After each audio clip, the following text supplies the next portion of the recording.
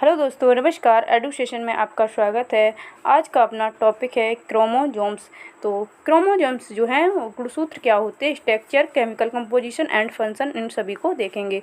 तो वीडियो को शुरू करने से पहले जो लोग चैनल पर नए आए हैं तो सब्सक्राइब जरूर कर लें और बेल आइकन को प्रेस कर लें ताकि आने वाले हर वीडियो का नोटिफिकेशन आपको मिलता रहे। शुरू करते हैं अपना टॉपिक, देखते हैं गुणसूत्र की संरचना यानी कि स्ट्रक्चर ऑफ क्रोमोसोम।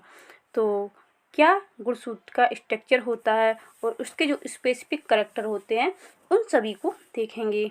तो गुणसूत्र क्रोमैटिन की बनी सूत्राकार संरचना है जो केंद्रक द्रव में पाए जाते हैं। तो गुणसूत्र जो होते हैं, क्रोमोसोम होते हैं, तो वो क्रोमोसोम की बने सूत्राकार मतलब थ्रेड के समान जो है संरचना होती है, धागे के समान संरचना होती है जो केंद्रक द्रव में पाए जाते हैं। किसी भी जाति विशेष के लिए गुणसूत्रों की संख्या निश्चित होती है, यानी कि जो भी जातियां हैं तो उन सभी में गुणसूत्रों की संख्या जो एक निश्चित संख्या होती है।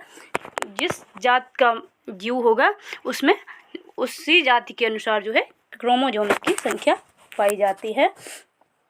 इसकी खोज स्ट्रासबर्गर ने 1875 में की थी।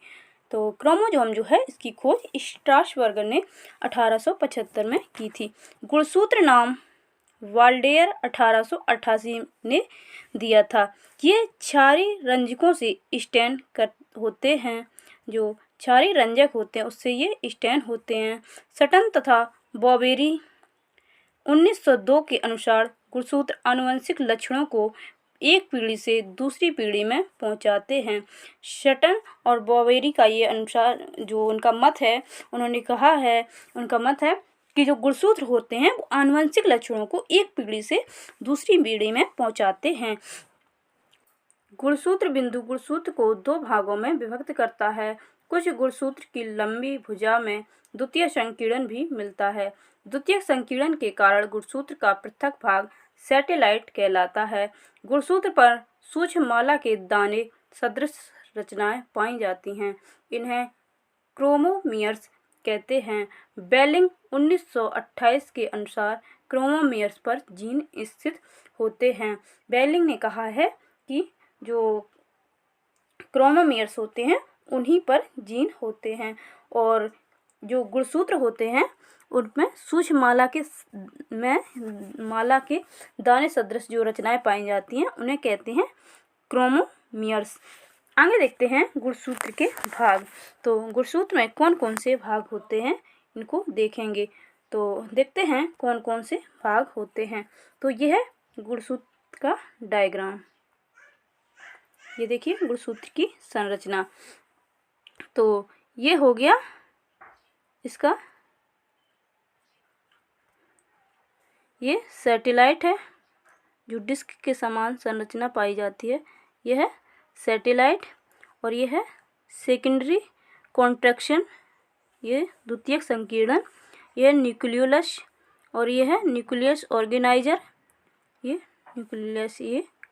और यह है क्रोमोमियर्स जो दाने के समान संरचनाएं पाई जाती हैं उन्हें क्रोमोमियर्स कहते हैं। यह है सेंट्रोमियर और क्रोमोनिमेटा जो धागे के समान जी संरचनाएं पाई जाती हैं, कुंडलित संरचनाएं होती हैं, उन्हें कहते हैं क्रोमोनिमेटा। यह है सेकेंडरी कॉन्ट्रिक्शन। तो इस प्रकार ये प्राइमरी कॉन्ट्रिक्शन। तो इस प्रकार जो है वो गुणसूत्र की जो है संरचना होती है। आगे देखते हैं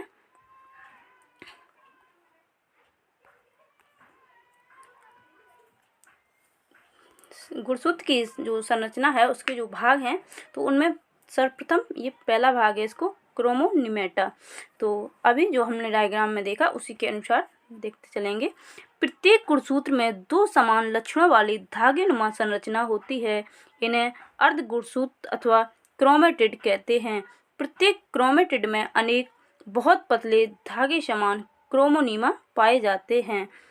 ये संघनित होकर क्रोमेटिड कहलाते हैं।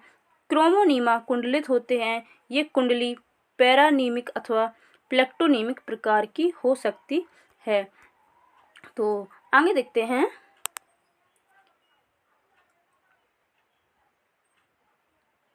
नेक्स्ट है मैट्रिक्स।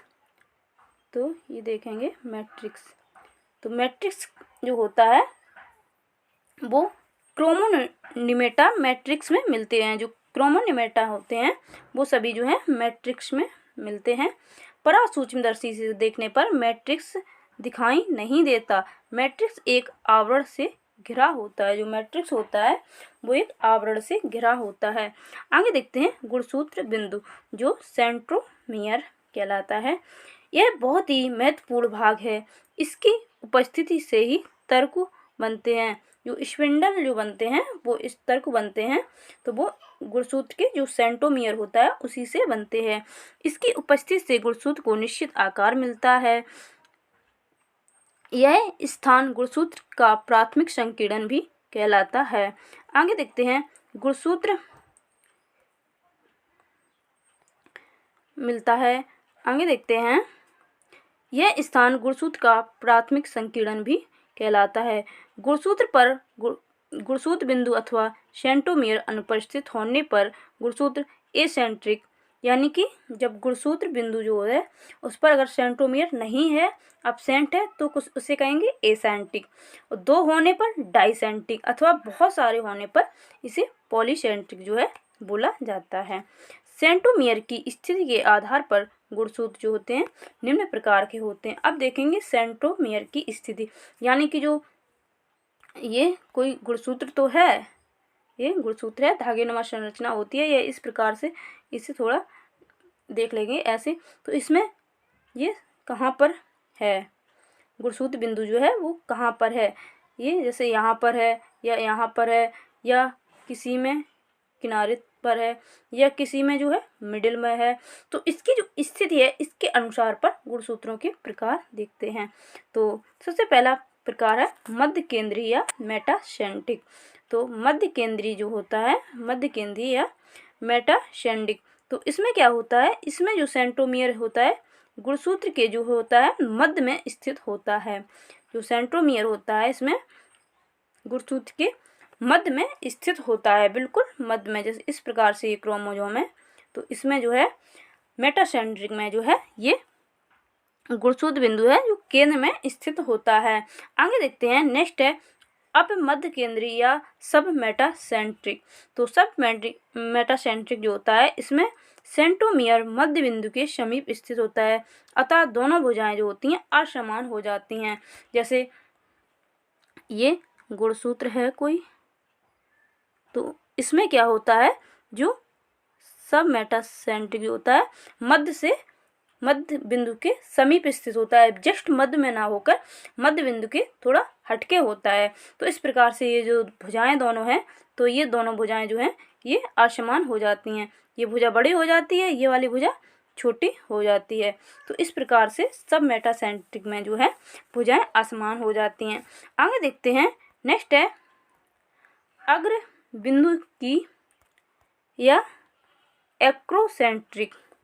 तो इसमें क्या होता है, इसमें सेंट्रोमियर की स्थिति अप अग्रीय होती है।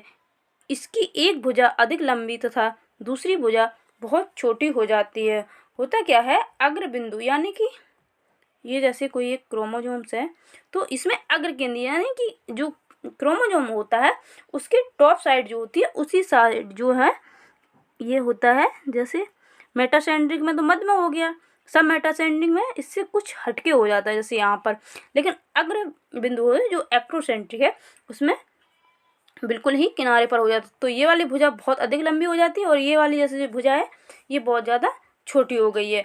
तो इस प्रकार से जो है एक्रोसेंट्रिक में जो है भुजाएं जो होती हैं, तो एक भुजा बहुत अधिक लंबी और एक दूसरी भुजा जो है वो बहुत अधिक छोटी हो जाती है।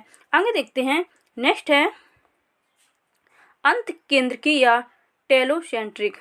तो इसमें सेंट्रोमियर एक सिरे पर स्थित होता है, अतः यह भुजा ही दिखाई देती है। तो टेलोसेंट्रिक, इसमें सेंट्रोमियर एक सिरे पर स्थित होता है, बिल्कुल ही जैसे इस प्रकार से यहाँ पर, तो बिल्कुल ही एक सिरे पर जाकर जो है जो गुणसूत्र बिंदु जो है वो स्थित हो जाता है। तो आगे देखते हैं, इसका डायग्राम भी देख लो एक बार। डायग्राम में ये हैं इसके डायग्राम। तो ये हो गया सबसे पहला मेटासेंट्रिक, ये है मेटासेंट्रिक है। तो मेटासेंट्रिक में जो है ये देखिए, ये क्रोमोसोम्स जो है बिल्कुल ही मध्य में स्थित है, ये है मेटासेंट्रिक। इसी का ये भी डायग्राम है, इसमें देखिए, ये देखो, ये मध्य बिंदु में स्थित है। नेक्स्ट वाला देखते हैं, नेक्स्ट वाला है ये सब मेटासेंट्रिक, ये है सब मेटासेंट्रिक का। तो इसमें क्या होता है, जो मध्य बिंदु है, मध्य बिंदु जैसे यहाँ से है, तो यहाँ से थोड़ा सा हटके ये जो सेंट्रोमियर है यहाँ पर स्थित होता है, इसलिए एक भुजा जो है थोड़ी बड़ी होती है और दूसरी भुजा जो है उससे थोड़ी, ये वाली थोड़ी छोटी भुजा है। तो इस प्रकार से जो है ये सब मेटासेंट्रिक में जो होता है इस प्रकार से होता है। आगे देखते हैं, नेक्स्ट है एक्रोसेंट्रिक। तो एक्रोसेंट्रिक में जो होता है वो एक साइड को हो जाता है, एक भुजा ज़्यादा छोटी हो जाती है और एक बहुत अधिक बड़ी भुजा हो जाती है, इस प्रकार से एक्रोसेंट्रिक में होता है। नेक्स्ट होता है टीलोसेंट्रिक। तो टीलोसेंट्रिक में बिल्कुल ही एक टॉप पर हो जाती है, तो इस प्रकार से ये टीलोसेंट्रिक का डायग्राम है। आगे देखते हैं एसेंट्रिक। तो एसेंट्रिक में जो है इसमें अब्सेंट होता है, सेंट्रोमियर जो है वो अब्सेंट ही होता है। तो अब देखते हैं क्रोमोमियर अथवा जीन्स। तो जो जीन्स होते हैं तो उनके बारे में देखेंगे। गुणसूत्र पर उभरे हुए माला के दाने सदृश रचनाओं को क्रोमोमियर्स अथवा जीन कहते हैं। जो हान्सन 1909 ने सर्वप्रथम जीन शब्द का प्रयोग किया था। तो ये जो है ये इसमें ऑब्जेक्टिव टाइप भी बहुत सारे जो हैं क्वेश्चंस बन जाते हैं, जैसे गुणसूत्र पर उभरे हुए माला के दाने के समान सदृश रचनाओं को क्रोमोमियर अथवा जीन कहते हैं। तो इस प्रकार से है ये क्वेश्चंस जो है ऑब्जेक्टिव टाइप में भी पूछ दिए जाते हैं। आगे है जोहानसन ने 1909 ने सर्वप्रथम जीन शब्द का प्रयोग किया था। तो ये क्वेश्चन भी बहुत अधिक ऑब्जेक्टिव टाइप में पूछा जाता है कि जैसे उन्होंने पूछ दिया जीन शब्द का सर्वप्रथम प्रयोग किसने किया था, तो वो हो जाएगा आपका जोहानसन। तो आगे देखते हैं, जीन वंशानुगति की मूल इकाई है। तो जो जीन होते हैं वो वंशानुगत यानी कि एक पीढ़ी से दूसरी पीढ़ी में जो लक्षण जाते हैं तो उसी को वंशानुगत कहते हैं। तो उसी की जो है जीन जो होती है उसकी मूलभूत इकाई होती है जो जैविक लक्षणों को निर्धारित करती है। जो जातियां होती हैं, स्पीसीज होती हैं, उनके जो भी बायोलॉजिकल कैरेक्टर होते हैं उनको एक पीढ़ी से दूसरी पीढ़ी में जो है ले जाने का जो मुख्य कार्य होता है वो जीन्स का ही होता है। आगे देखते हैं द्वितीयक संकीर्ण। द्वितीयक संकीर्ण, तो कुछ गुणसूत्रों में द्वितीयक संकीर्ण मिलता है। तो आगे देखते हैं टीलोमियर्स। नेक्स्ट है टीलोमियर। तो टीलोमियर जो है प्रत्येक क्रोमोसोम के सिरों अथवा छोरों को टीलोमियर कहते हैं। जो क्रोमोसोम होते हैं उसके जो लास्ट में जो सिरे होते हैं, जैसे इस प्रकार ये गुणसूत्र है तो इसका जो लास्ट में ये सिरा है तो इन्हीं को जो कहते हैं टीलोमियर कहते हैं। तो आगे देखते हैं, नेक्स्ट है सैटेलाइट। तो सैटेलाइट अभी देखा था, जो डिस्क के समान इस प्रकार से जो संरचना थी उसे सैटेलाइट कहते हैं। तो अब देख लेते हैं इसके बारे में। अभी द्वितीयक संकीर्ण से आगे का गुणसूत्र का छोटा सा भाग जो है वो सैटेलाइट कहलाता है। इस प्रकार के गुणसूत्र को SAT यानी कि सेट गुणसूत्र या सेट क्रोमोसोम कहते हैं। आगे देखते हैं गुणसूत्र का रासायनिक संगठन। तो केमिकल कंपोजिशन ऑफ क्रोमोसोम, इसको देखेंगे, ये भी बहुत ही महत्वपूर्ण है। तो जो होता क्या है ये इसके बारे में देखते हैं। गुणसूत्र न्यूक्लियोप्रोटीन के बने होते हैं। जो क्रोमोसोम होते हैं वो क्या होते हैं, न्यूक्लियोप्रोटीन के बने होते हैं। गुणसूत्र का वह भाग जो निष्क्रिय होता है तथा गहरा रंग लेता है उसे कहते हैं हेटेरोक्रोमेटिन कहलाता है। जो गुणसूत्र होता है उसका जो भाग निष्क्रिय होता है और गहरा होता है उसे हेटेरोक्रोमेटिन कहते हैं, तथा वह भाग जो अभिरंजन से हल्का रंगता है तथा क्रियाशील होता है उसे कहते हैं यूक्रोमेटिन कहते हैं। तो ये भी जो हेटेरोक्रोमेटिन और यूक्रोमेटिन है ये भी ऑब्जेक्टिव टाइप में पूछे जाने वाले एक पॉइंट के तौर पे इन्हें ले लिया जाता है। नेक्स्ट आगे देखते हैं गुणसूत्र में निम्नलिखित प्रोटीन होती है। तो देखते हैं गुणसूत्र में कौन कौन सी प्रोटीन होती हैं। सबसे पहला है हिस्टोन प्रोटीन। तो हिस्टोन प्रोटीन जो होती है वो क्रोमोसोम का जो है लगभग 11% जो है वो हिस्टोन प्रोटीन का बना होता है। नेक्स्ट है सरल प्रोटीन। तो जो सरल प्रोटीन होती है इससे लगभग जो है 14% भाग जो है वो सरल प्रोटीन का बना होता है। नेक्स्ट है अम्लीय प्रोटीन। तो अम्लीय प्रोटीन जो है वो लगभग 65% जो है अम्लीय प्रोटीन होती है। नेक्स्ट है न्यूक्लिक प्रोटीन। तो न्यूक्लिक प्रोटीन यानी कि डीएनए जो है इसमें 10% जो है डीएनए होता है तथा 2 से 3% जो है वो आरएनए होता है। तो ये हो गया जो केमिकल कंपोजिशन ऑफ क्रोमोसोम्स। इसमें हिस्टोन प्रोटीन, सरल प्रोटीन, अम्लीय प्रोटीन, न्यूक्लियो प्रोटीन, इन सभी से मिलकर जो है एक गुणसूत्र का जो है निर्माण होता है। आगे देखते हैं गुणसूत्र के कार्य, फंक्शन ऑफ क्रोमोसोम। तो गुणसूत्र के कौन कौन से कार्य होते हैं उनको देखेंगे। तो दिए गए हैं यहाँ पर नीचे गुणसूत्र के जो है निम्नलिखित कार्य होते हैं।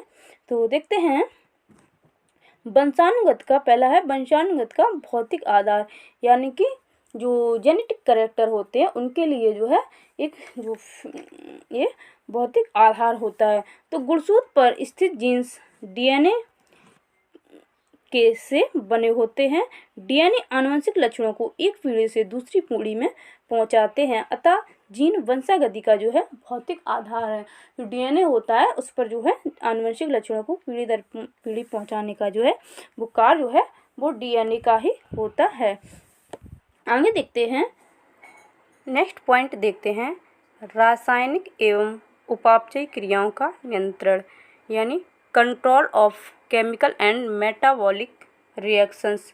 तो ये जो क्रोमोसोम्स होते हैं, गुणसूत्र होते हैं, गुणसूत्र जीवों की विभिन्न रासायनिक एवं उपापचय क्रियाओं का नियंत्रण तथा नियमन करते हैं। तो गुणसूत्र के द्वारा जीवों की जो विभिन्न जो केमिकल रिएक्शंस होती हैं उनका भी कंट्रोल किया जाता है, और मेटाबॉलिक जो रिएक्शन होती हैं उन पर भी इनके द्वारा कंट्रोल या रेगुलेशन जो होता है वो इनके द्वारा किया जाता है। नेक्स्ट पॉइंट देखते हैं, नेक्स्ट है जैव विकास का आधार। तो जैव विकास का आधार इसके अंतर्गत देखते हैं गुणसूत्रों की संरचना एवं संख्या में परिवर्तन से जीवों में विभिन्नताएं उत्पन्न हो जाती हैं। विभिन्नताएं जैव विकास का आधार होती हैं। तो जो इवोल्यूशन है उसमें भी क्रोमोसोम महत्वपूर्ण भूमिका निभाते हैं। तो आगे का पॉइंट देखते हैं, नेक्स्ट पॉइंट है न्यूक्लियोलस का निर्माण, फॉर्मेशन ऑफ न्यूक्लियोलस। तो गुणसूत्रों के हेट्रोक्रोमेटिक क्षेत्र न्यूक्लियोलस के निर्माण में भाग लेते हैं। जो क्रोमोसोम होता है उसका जो हेट्रोक्रोमेटिक एरिया होता है जो स्टैन करने पर गहरा रंग लेता है उसे हेट्रोक्रोमेटिन एरिया कहते हैं। तो ये एरिया जो होता है वो न्यूक्लियोलस के जो निर्माण में महत्वपूर्ण भूमिका निभाता है। तो इस वीडियो में हम लोगों ने क्रोमोसोम का स्ट्रक्चर, उसकी क्या केमिकल कंपोजिशन है, उसके फंक्शंस कौन कौन होते हैं, तो इन सभी को देखा। तो ये था आज का वीडियो अच्छा लगे तो लाइक अवश्य करें और अपने सभी दोस्तों तक शेयर करें। वीडियो को पूरा देखने के लिए बहुत बहुत धन्यवाद। मिलते हैं नेक्स्ट वीडियो में।